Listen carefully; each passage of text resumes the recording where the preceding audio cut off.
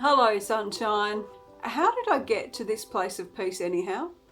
It was both simple and required work at the same time.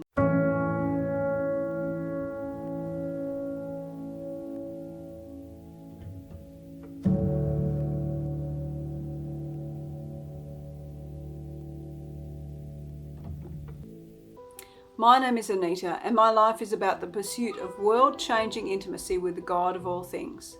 You remember the story about the rich young ruler in the New Testament who comes to Jesus, asks what he must do to be saved, and Jesus replies, "Give up your wealth, your lifestyle, all of your money to the poor, and follow me." Matthew chapter 19. That's my paraphrase. Yeah, well, I didn't have any wealth to give up, only garbage. But after Jesus gave me a good scrubbing, which was the easy part, I still had to learn how to hold the ground, and this was where the work came into it. Anything worth pursuing requires effort. It is no different when it comes to our relationship with Jesus. We know about reading the Bible and prayer. However, it seems in some places the veil between God and the people, which Jesus tore down at his death and resurrection, has been replaced by a lot of systems, and we have forgotten both how to be in intimate relationship with God and how to share him with others in a way that actually makes a difference. If it's not making a difference for us, how can it make a difference for others? In Luke, Jesus says, "Or suppose a woman has 10 silver coins and loses one. Doesn't she light a lamp, sweep the house, and carefully search until she finds it? And when she finds it, she calls her friends and neighbors together and says, 'Rejoice with me. I have found my lost coin.'" That's Luke 15, verses 8 and 9. I was already in a strong relationship with Jesus before this change happened for me. I had accepted Christ for myself before the age of 5 and had an audible conversational relationship with him even through the worst periods of my life. We were mates. I wasn't doing a very good job of being a Christian, and I lived in an internal hell, but Jesus loved me, even though neither of us liked what was going on in my life very much. Around the time I turned 30, Father God brought people into my life who understand and live the power of the presence of God. Through their example, including that darn good clean out, I learned to live a powerful, peace-filled relationship with Jesus. It was a new level of intimacy with God, a long, slow, deep, second-by-second relationship unlike anything I had previously understood a relationship with God could be. I had spent my life searching for this, wondering where the reality of the God of the Bible was, where the answers were to the questions I was asking, where the solutions were to the trouble I was having. I knew him. I knew an amount about him.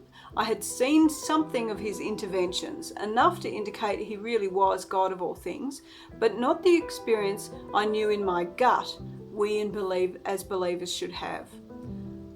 So what? What has this got to do with you? What does this have to do with anybody else? What's the point of saying all that? Because I'm not the only one. I'm not the only one who had this kind of experience or has been sitting in pews or looking in different places, wondering how to deal with a bunch of questions and life situations which aren't necessarily being answered from the front or in small groups or among friends, even if we've been asking the same questions and asking them together. I needed peace and nobody knew where it was. Father God brought people to me who knew how to walk the narrow way, who had experienced the power of his presence and deliberately cultivated that experience in their own lives. They lived their relationship with him as their first priority, not just as a part of their lifestyle. These people also knew how to pass along their experience. They didn't sit me down and teach me so much as they mentored. They lived an everyday relationship with God, which was both practical and powerful. It was focused, individual, messy, creative, fun, liberating, encouraged, disciplined, powerful, prayerful, worshipful, loving, healing and growing. I have more tools from these people and their intimate relationships with Jesus than I thought was possible.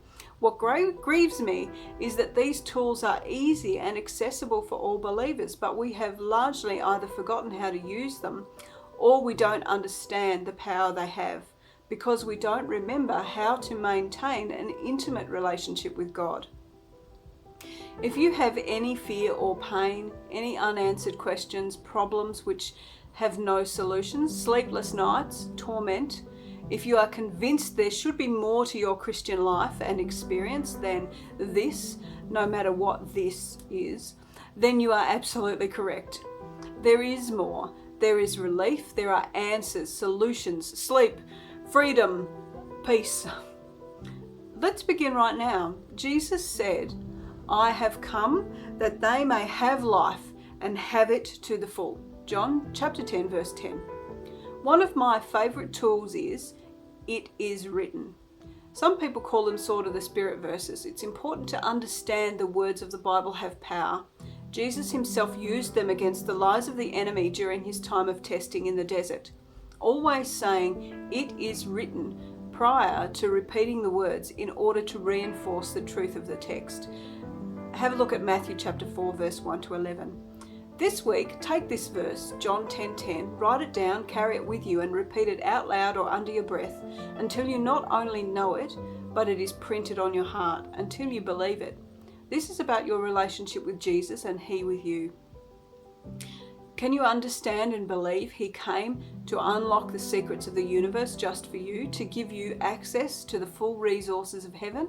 All of the peace and power he has, not just before the cross, but after it, all for you. All your dreams and potentials, all the things you were made to be, he created.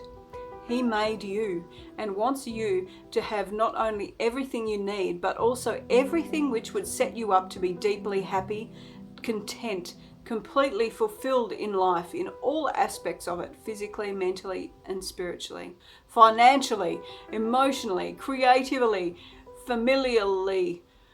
Whatever you can think of, he already thought about it too and would love to be able to partner with you to see it happen. Start there with the idea of life in all its fullness. Concentrate with Jesus on the life you can have with him together. 1 week, 1 verse. I guarantee there will be enough brain-bending work in this 1 verse to keep you occupied for at least a week. God bless you very much. I'll catch you again soon. I would love to know how you go. If you have any questions, if you would like more information, or if you just want to chat, drop me a line. God bless you very much. I'll catch you again soon.